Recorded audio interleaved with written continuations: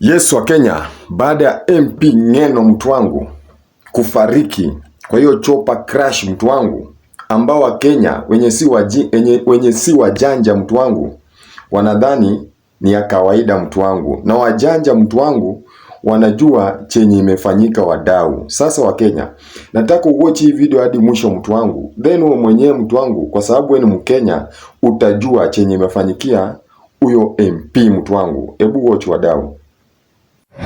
Naomboleza kwa ndugu yangu Joanna Ng'eno.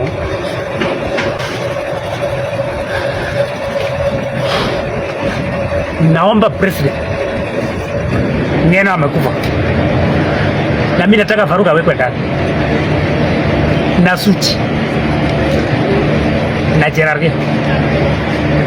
Kuna kitu kingine nitazungumza, lakini so ndugu zangu wote tunaomboleza sasa hivi. Niko on the way, nataka niangalie scene mahali ndege aliangukia.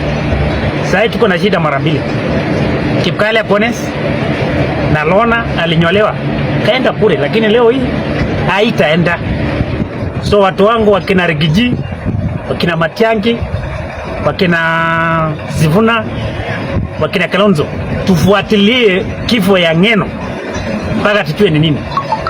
Kwani tunasikia kwamba ndege ilipatilishwa ndege wakati alienda Masai Mara, wale watu walipebwa na maji. Tunasikia kuna crossing helicopters, na mimi nataka hiyo report.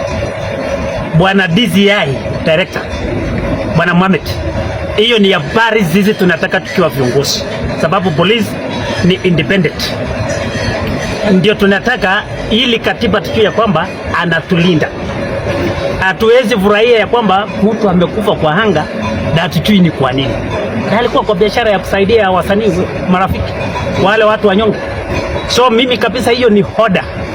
Naomba serikali kabisa atumie ujuzi yote, na rais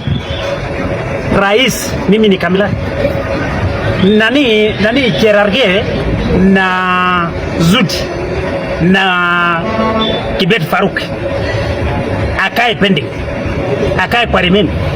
Kuna mazungumzo ya juzi, nina hofu na hiyo maneno, na tutakubali tuachiwe mjani ya lazima, hatakubali.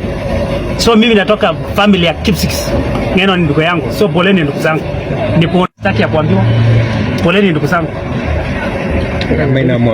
So Kenya, na mkumbuke hii Kenya ni yetu sisi wote.